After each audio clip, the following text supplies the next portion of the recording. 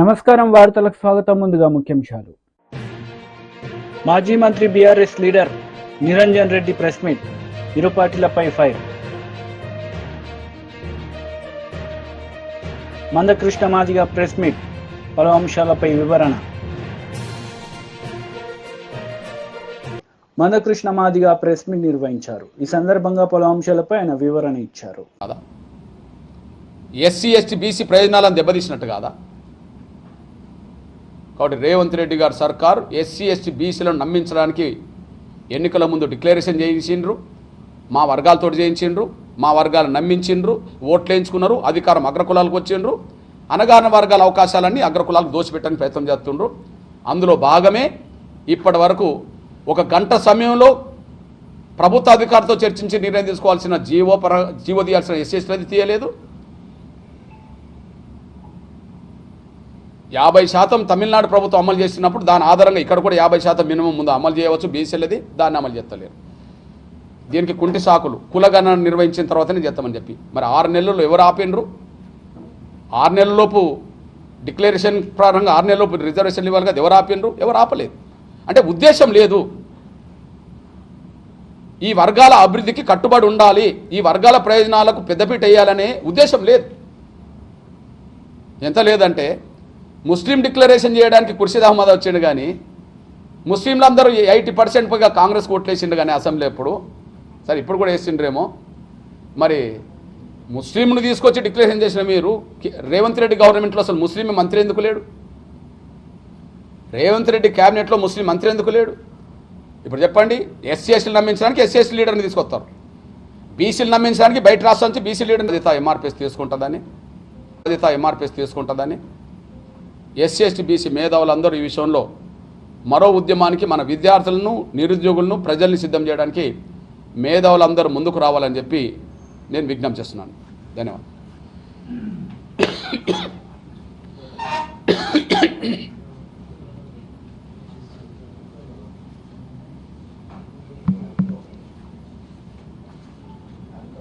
Thank you నాన్న. Right, Siddaramaiah photo వచ్చిందా?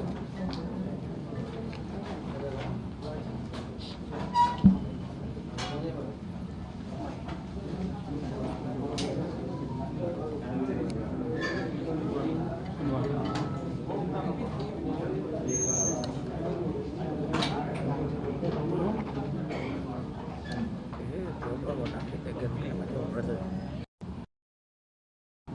80% దాటారు జనాభా పరంగా. ఈ 80% దాటిన ఈ వర్గాలను నమ్మించి ఓట్లు వేయించుకున్నది కాంగ్రెస్. అధికారంలోకి వచ్చినాక ఈ 3 వర్గాలను ప్రధానంగా మోసం చేస్తున్నది.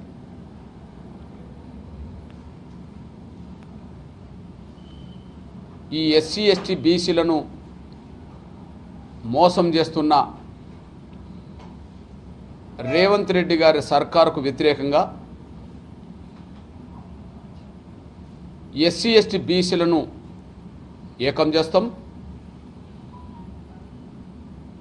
బలమైన ఉద్యమాన్ని నిర్మిస్తాం.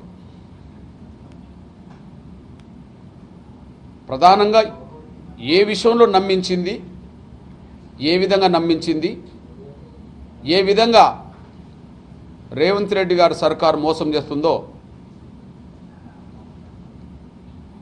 రిజర్వేషన్ల పెంపుదలే సాక్ష్యం. ఎస్సీ ఎస్టీలను నమ్మించడానికి ఎస్సీ ఎస్టీ డిక్లరేషన్ చేసింది. ఆ డిక్లరేషన్తో ఎస్సీ ఎస్టీ ప్రజలని నమ్మించే ప్రయత్నం చేయడానికి సాక్షాత్తు కాంగ్రెస్ పార్టీ జాతీయ అధ్యక్షుడే దళిత వర్గం కనుక మల్లికార్జున ఖర్గే గారిని చేవెళ్ళకు తీసుకొచ్చి ఎస్సీ ఎస్టీల రిజర్వేషన్లు పెంచుతామని చెప్పి డిక్లరేషన్ తన చేతుల మీద చేయించాడు. పిసిసి అధ్యక్షుడిగా రేవంత్ రెడ్డి గారు చేయకుండా ఈ వర్గాలు నమ్మాలంటే ఆ వర్గాల ప్రతినిధినే తీసుకురావాలని చెప్పి కాంగ్రెస్ పార్టీ జాతీయ అధ్యక్షుడు ఉండబడే పెద్దలు మల్లికార్జున ఖర్గే గారి చేతుల మీద చేవెళ్లలో ఎస్సీ ఎస్టీ డిక్లరేషన్ చేశారు. అందులో ప్రధానంగా ఉన్నది ఎస్సీల రిజర్వేషన్లను 15 నుంచి 18% పెంచుతామని, ఎస్టీ రిజర్వేషన్లను ఇప్పుడు అమలు జరుగుతున్న 10 నుంచి 12% పెంచుతామని అందులో పేర్కొనడం జరిగింది. అంటే ఎస్సీ ఎస్టీల రిజర్వేషన్ను పెంచబోతున్నామని నమ్మించడానికి ఎవరిని తీసుకొచ్చిందంటే ఎస్సీ ఎస్టీ వర్గాల నుంచి ఎదిగిన కాంగ్రెస్ పార్టీ నాయకుడినే తీసుకొచ్చింది, మల్లికార్జున ఖర్గే గారిని. అదే సమయంలో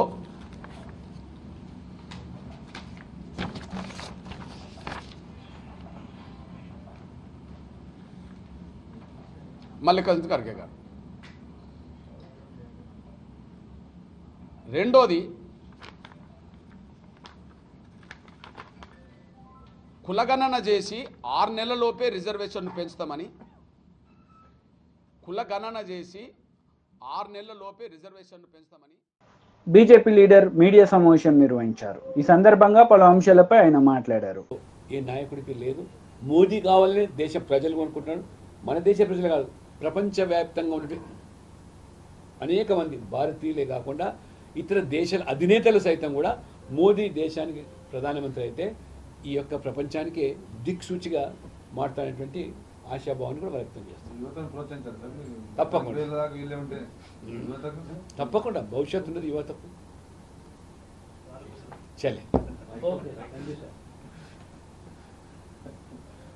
మోడీ గారు యువతనే, మోడీ గారు ఉన్నంత యువత నీకు నాకు ఏడుంది మేడం. ఈ స్థాయికి ఇది ఎంత ప్రమాదకరమైనది. ఇది దేశ భద్రతకు సంబంధించిన అంశాలు. ఈ రకంగా దేశ భద్రతకు మరి విఘాతం కలిగించే చర్యలకు పాల్పడ్డారు. దేశ ద్రోహులుగా పరిగణించాల్సిన వ్యక్తులను ఉపేక్షిస్తున్నదంటే ఎక్కడో మరి ఈ యొక్క మరి ఈ రెండు కాంగ్రెస్ లేదా టీఆర్ఎస్లో ఏదో రహస్య ఉడంబడిక జరిగినట్టుగా మేము భావిస్తాం. భారతీయ జనతా పార్టీ మొదటి నుంచి మేము స్పష్టంగా చెప్తూనే ఉన్నాం. కేసీఆర్ గారు మోదీ గారిని మరి విభేదిస్తూ వ్యతిరేకిస్తూ ఏ రకంగా అవసరమైతే డబ్బులు నేను ఖర్చు పెడతాను, నాకు ఆ యొక్క ప్రతిపక్ష మరి కన్వీనరు ఆ కూటమికి ఇస్తే అని చెప్పిన వ్యక్తి ఈరోజు ఇదంతా చూస్తుంటే రేవంత్ రెడ్డి గారు మిన్నకుండా ఉన్నారంటే హైకమాండ్ ఒత్తిడుల మేరకు లొంగిపోయారా, లేదా నువ్వు స్వయంగా బాధితుడు అయినప్పటికీ జైలు పోయినటువంటి నీవు కూడా ఉపేక్షిస్తున్నావు అంటే ఢిల్లీ పెద్దల ప్రమేయం ఉన్నట్టుగా కలపరుస్తుంది. నేను మొదటి నుంచి చెప్పాను కూడా, ఈ ఎన్నికల తర్వాత ఖచ్చితంగా బీఆర్ఎస్ కాంగ్రెస్లో విలీనం కావడం ఖాయము, అదే లేదా ఆ కూటమిలో చేరడం ఖాయమని. అయినా ఇవాళ ఈ దర్యాప్తుల పేరు మీద దాన్ని జాప్యం చేస్తూ ఈ రకంగా ఫోన్ ట్యాపింగ్ విషయంలో కూడా చాలా మెతకగా వివరిస్తూ, విచిత్రం ఏంటంటే ఈ ఫామ్ హౌస్ ఎమ్మెల్యేల కొనుగోలు ఎపిసోడ్ అంతా కూడా మేము మొదటి నుంచి ఇది డ్రామా నాటకే ఫకీలో ఆనాడు ముఖ్యమంత్రి గారు మరి తన బిడ్డను కాపాడుకోవడానికి చేస్తున్న తతంగం అంటే ఆ రోజు ఎవరు కూడా నమ్మలేదు. ఇదే కాంగ్రెస్ పార్టీ బీఆర్ఎస్ బీజేపీ ఒకటి అనే నేరేటివ్ క్రియేట్ చేసి రాజకీయంగా లాభపడ్డ విషయం వాస్తవమే. కానీ ఇప్పుడు ఈ వాంగ్మూలంలో చాలా స్పష్టమవుతున్నది. ఎందుకంటే ఇది ఆ రోజు తన బిడ్డ కవిత ఏదైతే ఈ యొక్క మద్యం కుంభకోణంలో కూరుకుపోయిందో ఆ మద్యం కుంభకోణం నుంచి తప్పించడానికి చేసిన ప్రయత్నమే ఈ ఫోన్ ట్యాపింగ్. ఆ రకంగా ఢిల్లీ పెద్దలను బీజేపీ పెద్దలను ఇరికించి ఏదో రకంగా కవితను గట్టెక్కించడానికి చేసినటువంటి మరి కుట్రలు చర్యలు అని చెప్పి కూడా ఈ వాంగ్మూలంలో మరి బయటపడుతున్నది. వారు కేవలం ఫోన్ ట్యాపింగ్తో సరిపెట్టలేదు, బ్రౌజింగ్ హిస్టరీ, వాయిస్ కాల్స్ కూడా ట్రాక్ చేశారట, వాట్సాప్, సిగ్నల్, స్నాప్చాట్ కాల్స్ కూడా రికార్డ్ చేశారట. మరి ఇంత ఒక ప్రజాస్వామ్య వ్యవస్థలో వ్యక్తిగత స్వేచ్ఛను హరింపజేసే హక్కులు ఈ కేసీఆర్ ప్రభుత్వానికి ఎవరిచ్చారు? ఇంత దారుణమైన స్థితికి దిగజారిన దానికి ఇవాళ ఈ ప్రభుత్వం ఉపేక్షించడం ఏమాత్రం కూడా ఇది భావ్యం కాదు. ఎందుకంటే కేసీఆర్ ప్రభుత్వం పాల్పడింది సామాన్యమైన నేరం కాదు. ఇది ఇవాళ దేశ ద్రోహానికి సంబంధించిన అంశమైతే, దేశ భద్రతకు సంబంధించిన అంశమైతే, వ్యక్తిగత జీవితాలు కూడా ఏ రకంగా చొరబడి మరి ఆ నీచమైన స్థాయికి దిగజారినటువంటి మీద ఈరోజు ఎందుకు మరి ఈ యొక్క రేవంత్ రెడ్డి ప్రభుత్వం మరి ఉపేక్షిస్తున్నదో అందుకనే మేము భారతీయ జనతా పార్టీ చాలా స్పష్టంగా నీకు ఏమాత్రం చిత్తశుద్ధి ఉందా రేవంత్ రెడ్డి గారు నీ మీద ఒత్తిడి లేవని నీకు ఢిల్లీ పెద్దల నుంచి మరి భావించినట్టయితే వెంటనే ఈ దుర్మార్గమైనటువంటి ఈ దారుణమైనటువంటి ఘోరమైన చర్యలకు ఒడిగట్టినటువంటి ఆ యొక్క పాత్రదారులతో పాటు సూత్రధారులను కూడా అందులో ఖచ్చితంగా మీరు చర్యలు తీసుకోవాల్సిన అవసరం ఉంది. దానికి మరి వెంటనే సిబిఐ దర్యాప్తు ద్వారా నీళ్లకు నీళ్లు పాలకు పాలు తేల్చాల్సిన బాధ్యత మీ మీద తప్పితే లేనట్లయితే మరి ఈ యొక్క 10 జనపద ఆదేశాలకు అనుగుణంగా మరి లొంగిపోయినట్టయితే ఇవాళ బీఆర్ఎస్ పట్టిన గతే కాంగ్రెస్ పడుతుందని ఖచ్చితంగా మరి ప్రజలు ఈ ప్రభుత్వాన్ని మరి ప్రశ్నించే స్థాయి తిరగబడే స్థాయి కూడా వస్తుందని చెప్పి కూడా నేను హెచ్చరిస్తా ఉన్నాను. ఇప్పుడు చర్యలు తీసుకోవాలి కదా, ఇప్పుడు న్యాయపరమైన చర్యలు ఆ తప్పిదాన్ని ఏ చట్టం కింద వస్తుందో ఆ చట్టం కింద వాళ్ళు చర్యలు తీసుకోవాలి. టెలిఫోన్ యాక్ట్ దాని కిందకి వస్తుంది, ఆయన పైన చర్యలు తీసుకోవాలని అంటారు. కానీ సీఎం నిన్న చెప్పింది ఏంటంటే ఆఫ్ ద రికార్డ్ మీడియాతో మాట్లాడుతూ ఎలక్షన్ కోడ్ ఉంది, ఆ కేసుని ఇప్పుడు పరిశీలించలేదు, ఎలక్షన్ కోడ్ అయిపోయినాక ఆయన పర్సూట్ చేస్తానని చెప్పారు. ఎలక్షన్ కోడ్ రాకముందు ఏం చేసినారు? అప్పుడు అధికారుల మీద చర్యలు తీసుకున్నారు కదా, అప్పుడు ఎందుకు మీరు బయటపెట్టలేదు? అంటే ఎలక్షన్ దాకా వాళ్ళ సేవలు వాడుకున్నారా మీరు? బీఆర్ఎస్ సేవలు, బీఆర్ఎస్ మీకు అవసరం అనిపించిందా? ఇది అంతా కూడా ఒక కట్టు కదా, ఇదంతా కూడా రాజకీయమైనటువంటి మరి కుట్రలో భాగంగా కేవలం బీజేపీ ఎదిరించడానికి అన్ని పార్టీలు ఓ గొడుగు కింద అవినీతి పార్టీలు ఈ చర్యలకు పాల్పడ్డ అందరూ కూడా ఏకమవుతున్నారు అని పదే పదే మోదీ గారు చెప్తా ఉంటే దాన్ని కొంతమంది తప్పుపట్టారు. ఇవాళ వాస్తవాలు వెలుగులోకి వస్తున్నాయి. ఇంత దారుణమైన ఘోరమైన పరిస్థితికి దిగజారంటే తెలంగాణను ఒక మాఫియా రాజ్యంగా మార్చేశారు. మరి ప్రజాస్వామ్యం గురించి మాట్లాడే రాహుల్ గాంధీ కానీ లేదా ఇవాళ రాజ్యాంగం గురించి మాట్లాడే కాంగ్రెస్ పార్టీ కానీ ఎందుకు ఇవాళ నోరు నిప్పటం లేదు? ఇంత ప్రజాస్వామ్యానికి విఘాతం కలిగించే చర్యలకు పాల్పడితే మరి ఇది రాజ్యాంగాన్ని ఇవాళ అవమానపరచడం కాదా? ఎందుకు కాంగ్రెస్ ఇవాళ కనీసం మాట్లాడటం లేదు? ఇవాళ ఎందుకు నోరు మెదటం లేదు? మన ఎన్నికల్లో కూడా ఈ అంశాన్ని ఎందుకు ప్రస్తావించలేదు కాంగ్రెస్ పార్టీ? రాహుల్ గాంధీ ఇన్నిసార్లు మరి తెలంగాణకు వచ్చాడు, మరి కేసీఆర్ యొక్క దురగాతల గురించి ఎందుకు వారు మాట్లాడకపోయారు? మరి రాహుల్ గాంధీ కానీ మల్లికార్జున ఖర్గే కానీ.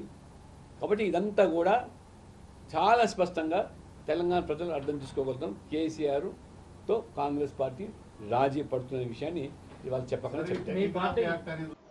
బీఆర్ఎస్ లీడర్ మీడియా సమావేశం నిర్వహించారు. ఈ సందర్భంగా పలు అంశాలపై ఆయన మాట్లాడారు. ఏం మాటలు అవి? ముఖ్యమంత్రిగా ఉండి మాజీ ముఖ్యమంత్రి మీద మాట్లాడే మాటలేనా అవి? ఏం దోస్తే అది మాట్లాడమే ముఖ్యమంత్రి దక్షతన? నియంత్రించుకొని నిగ్రహంగా మాట్లాడితే ఆ పదవికి వన్నె వస్తుంది. గుర్తుపెట్టుకోండి రేవంత్ రెడ్డి గారు.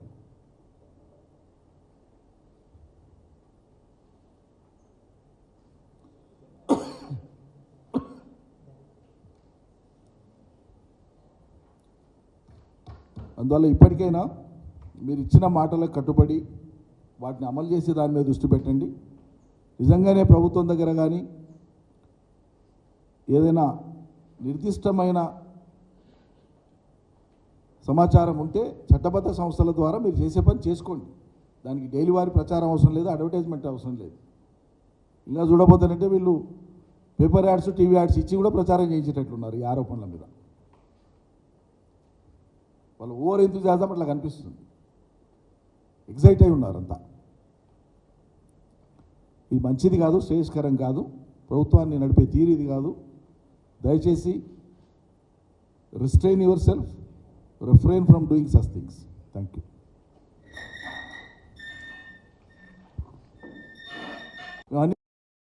అమలు చేసినా కదా ఇంకేడు ఉన్నాయన్నట్టు మాట్లాడతారు. చివరికి ఎన్నికల సందర్భంగా రాహుల్ గాంధీ వస్తే ఆయనతో కూడా చెప్పించినారు మహాలక్ష్మి పథకం కింద 2500 ముడుతున్నాయని. అంటే ఇంత బ్లఫ్ చేయడం, చేయని దాన్ని, అమలు చేయని దాన్ని, ప్రారంభించని దాన్ని కూడా ప్రారంభం అయిపోయినాయి, అమల్లో ఉన్నాయి, అన్నీ నెరవేర్చినాం, ఏదో ఒకటో రెండో మిగిలిన అన్నీ అయిపోయినాయి అన్నట్లుగా టేక్ ఇట్ ఫర్ గ్రాంటెడ్గా తీసుకొని మాట్లాడడం అనేది అలవాటు అయిపోయింది. కాబట్టి వాళ్ళు ఇచ్చిన హామీలు అమలు కానటువంటి యొక్క ప్రతిఫలం లేదా దాని యొక్క రిఫ్లెక్షన్ ఏంటంటే ఇవాళ అన్ని వర్గాల ప్రజలు కూడా తీవ్రమైనటువంటి వ్యతిరేకత, అసంతృప్తిని కలిగి ఉన్నారు. ప్రధానంగా రైతాంగ ప్రజలు. కరెంటు కాడ వైఫల్యం ఈ సర్కార్ది, నీళ్ళు ఇచ్చే కాడ వైఫల్యం, చివరికి వాళ్ళు పండించిన పంట కొంటామని చెప్పి కొనకపోగా నానా ఇక్కట్లు రైతులు పడ్డారు, ధాన్యం దడిచిపోయింది, చాలా రకాల ఇబ్బందులు పడ్డారు. బోనస్ ఇస్తామని ఎగ్గొట్టిండ్రు, బోనస్ మీద తలాతోకలేని మాటలు, ముందోతోన సన్నవడ్లకే ఇస్తామని, తర్వాత మిగతావి కూడా పరిశీలిస్తున్నామని, విధి విధానాలు రూపొందిస్తున్నామని. 2 సీజన్లు అయిపోయాయి, వానకాలం యాసంగి సీజన్లు అయిపోయాయి. మీ బోనస్ అనేటువంటిది ఇంకా ఆ బోనస్ను కూడా నమ్ముతాడా? మీ బోనస్ అనేది ఒక బోగస్. కాంగ్రెస్ ఇచ్చినటువంటి రైతులకు బోనస్ అనేటువంటి ఆ మాట అయితే ఉందో అదొక బ్లఫ్, అదొక బోగస్ మాట. మీరు ఇంకో అదనపు బోనస్ ఏమి ఇచ్చినట్టు రైతుల మీద లాఠీచార్జ్ చేస్తున్నారు. సర్కారు వచ్చిన 6 నెలలకే రైతుల యొక్క డిమాండ్ల మీద రైతులు సంఘటితమై ఎక్కడైనా కూర్చొని ఏదైనా ప్రభుత్వాన్ని అడుగుతున్నారంటే వాళ్ళ మీదకి పురమాయిస్తున్నారు పోలీసులు. మరి గతంలో ఎందుకో జరగలేదు? 9.5 ఏళ్ల కాలంలో ఎందుకో రైతులు లైన్లలో నిలబడలే? గతంలో ఎందుకో ఎరువుల కొరత రాలే? గతంలో ఎందుకో నీళ్లు లేక పంటలు ఎండిపోయినాయనే వార్తలు రాలేదు? గతంలో విత్తనాలు లేక రైతులు ఆందోళన చేయలేదు ఎందుకో? మరి కేసీఆర్ దిగిపోగానే ఇవన్నీ స్టార్ట్ అయితే ఇవన్నీ మీ గొప్పతనాలా? మరి మీ పనితీరుకు, మీ గొప్పతనాలకు తార్కాణం ఇదంతా ఎట్లా అర్థం చేసుకోవాలి ప్రజలు? కాబట్టి ప్రజానికాన్ని అర్థం చేసుకోమని విజ్ఞప్తి చేస్తున్నాము. ఇక్కడ ఏంటంటే వీళ్ళు చేయడానికి వీళ్ళకు ఒక ప్రణాళిక లేక, మరి పాలనా దక్షత ఉందా లేదా అనేది ప్రజలు బేరీజ్ వేసుకోవాలి. నేను ఆ మాట అనను. నిజంగానే పాలనా దక్షత ఉంటేనంటే దానికి సంబంధించిన అడుగులు అటువైపు లేవు. పాలనా దక్షత కొరబడిందా? ప్రజలు విచక్షణతో ఆలోచించమని నేను కోరుతా ఉన్నా. ఈ కారణాల చేతనే వాళ్ళు ఏం చేయాలనో పాలుపోక వాళ్ళ వైఫల్యాలు తెర మీదకి వచ్చినప్పుడల్లా ఈ అసలు సినిమా వచ్చే కంటే ముందు న్యూస్ రీల్ అని వచ్చేది వెనుకటికి. అట్లా న్యూస్ రీల్ల టైపులో కొన్ని లీకులు ఇవ్వడం, ఎప్పుడు బుద్ధి పుడితే అప్పుడు ఒక అంశాన్ని తెర మీద తీసుకురావడం. కొద్ది రోజులు కాళేశ్వరంతో నడిపేసింది. మొత్తం కాళేశ్వరం తెల్లారితే పొద్దుముక్తే కాళేశ్వరం కాళేశ్వరం కాళేశ్వరం ఇట్లా అయింది ఇట్లా అయింది ఇట్లా అయింది ఇట్లా అయింది. మిత్రులంతా చూసిండాలా? నిన్న మొన్న మెట్రో వాటర్ వర్క్స్ సంబంధించి కానీ, హైదరాబాద్ నది ఏది మంచినీళ్ళ సమస్య మీద కానీ ఇతరత్ర చర్చ జరిగినప్పుడు ముఖ్యమంత్రి మాట్లాడినట్టు మీడియాలో వచ్చింది. ఏందది? హైదరాబాదు 2 జలాశయాలకు 7 టీఎంసీల నీళ్లను, ఉస్మాన్ సాగర్కు హిమాయత్ సాగర్కు 7 టీఎంసీల నీళ్లను మల్లన్న సాగర్ ద్వారా తీసుకురావాలి, త్వరగా ఈ పనులు కూడా చేపట్టాలి, వెంటనే దానికి సంబంధించిన ప్రతిపాదనలన్నీ రెడీ చేయండి అని అధికారులను పురమాయించినట్లు వార్తలు వచ్చినాయి.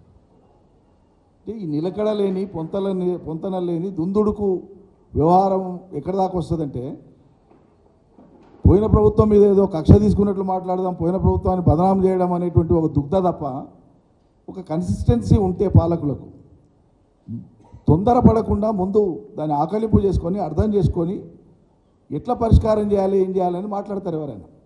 కానీ వీళ్ళు చేసింది ఏంది? రాగానే కాళేశ్వరం మీద ఏదో పెద్ద మేము బాంబే చేసినాము, ఇక కేసీఆర్ ప్రతిష్ట పోయింది, ఇక కేసీఆర్ అనేది చెల్లడు దీంతో అని చెప్పి పెద్దగా ఏందో బ్లాస్ట్ చేసినాం అనుకున్నారు. మరి కాళేశ్వరం విఫల ప్రాజెక్ట్ అయితేనంటే నువ్వు మల్లన్న సాగర్కి నీళ్ళు ఎట్లా తెస్తావు? మల్లన్న సాగర్ నుంచి హైదరాబాద్ ఉస్మాన్ సాగర్ హిమాయత్ సాగర్కి నీళ్ళు ఎట్లు ఇస్తావు? Simple logic. ఇలా అదే కాళేశ్వరం నీళ్ళు గత అవుతున్నాయి కదా హైదరాబాద్ ప్రజలకు. మేము ఆనాడు చెప్తానంటే మీరు చులకన చేసి మాట్లాడుతుంది కదా. మళ్ళీ ఇలా మీరు మాట్లాడేది ఏంది? కాళేశ్వరం నీళ్ళని మల్లన్న సాగర్ ద్వారా ఉస్మాన్ సాగర్ హిమాయత్ సాగర్కి తీసుకురావాలని నిర్ణయానికి వస్తున్నారు కదా. అంటే మీరు కాళేశ్వరం మీద మాట్లాడింది ఇది ఒక్కటే దృష్టాంతం కాదు, 100 దృష్టాంతాలు ఉన్నాయి. మీరు మాట్లాడింది అవగాహన లేనిది, కేవలం రాజకీయ దుగ్ధతో గత ప్రభుత్వాన్ని బదనాం చేయడానికి మాట్లాడినటువంటిది. టీడీపీ లీడర్ మీడియా సమావేశం నిర్వహించారు. ఈ సందర్భంగా పలు అంశాలపై ఆయన మాట్లాడారు. గెస్ట్ ఆఫీసర్ని పెట్టి ఆయన సంతకం పెట్టి స్టాంప్ వేసి ఆయన వివరాలు అందులో రాస్తాడు. ఎక్కడన్నా పొరపాటున స్టాంప్ వేయకపోయినా లేదంటే ఆయన డీటెయిల్స్ లేకపోయినా అది ఓటర్ తప్పు కాదు, అది ప్రభుత్వం బాధ్యత ఫెలిసిటేషన్ సెంటర్లో. కాబట్టి అటువంటి వాటిని రిజెక్ట్ చేయొద్దు. ఈ 2 కారణాల వలన పోస్టల్ బ్యాలెట్స్లో ఎక్కువ నష్టం జరుగుతుంది కాబట్టి వీటి మీద మీరు క్లారిఫికేషన్ ఇవ్వాలి. ఉన్న రూల్ పొజిషన్ మీరు కౌంటింగ్ ఏజెంట్లందరికీ, కౌంటింగ్ ఆఫీసర్స్ అందరికీ తెలిసేటట్లు ఓ సర్క్యులర్ ఇవ్వండి అని చెప్పి అడిగాం. ఆయన పరిశీలిస్తా అన్నాడు. ఎలక్షన్ అయిపోయింది. అయిపోయిన తర్వాత 18వ తారీఖున మళ్ళీ మేము ఆ రోజున పలానా కాగితం ఇచ్చాము, దాని మీద ఇప్పుడు మీరు ఒక క్లారిఫికేషన్ ఇవ్వాలి, లేదంటే రేపు కౌంటింగ్లో ఇబ్బంది అవుతుంది, మరి ఎలక్షన్ అయిపోయింది కాబట్టి దీని మీద మీరు ఖచ్చితంగా ఒక నిర్ణయం తీసుకోవాలని చెప్పినప్పుడు నేను మీరు చెప్పిన రూల్ పొజిషన్ కూడా చదివాను, ఒక్కసారి అవసరమైతే ఢిల్లీ ఆఫీస్తో కూడా మాట్లాడి నేను దీన్ని క్లారిఫికేషన్ ఇస్తానని చెప్పి 25/5/2024 ఆయన క్లారిఫికేషన్ ఇవ్వడం జరిగింది. ఆయన క్లారిఫికేషన్లో ఏం చెప్పాడు, ఆయన కొత్తగా ఏం చెప్పలా. గవర్నమెంట్ ఆఫ్ ఇండియా అంటే సెంట్రల్ ఎలక్షన్ కమిషన్ ఇచ్చిన సర్క్యులర్లో పారా 3లో పార్ట్ 10లో ఉన్న అంశం ఏంటి, a postal ballot cannot be rejected merely on the ground that attesting officer has not put his seal on the declaration of in form 13A if the attesting officer has given all relevant details with regard to the name designation on that form అని రూల్లో ఉంది. అది అంటే ఏంటి, ఈ pressure of వర్క్లో ఇవాళ 5,04,97,000 postal ballots వచ్చినాయి service oats కాకుండా. కాబట్టి ఎక్కడన్నా రష్ ఉన్న చోట కొన్ని చోట్ల పొద్దున్న సాయంత్రం దాకా ఈ ఎక్సర్సైజ్ జరిగింది.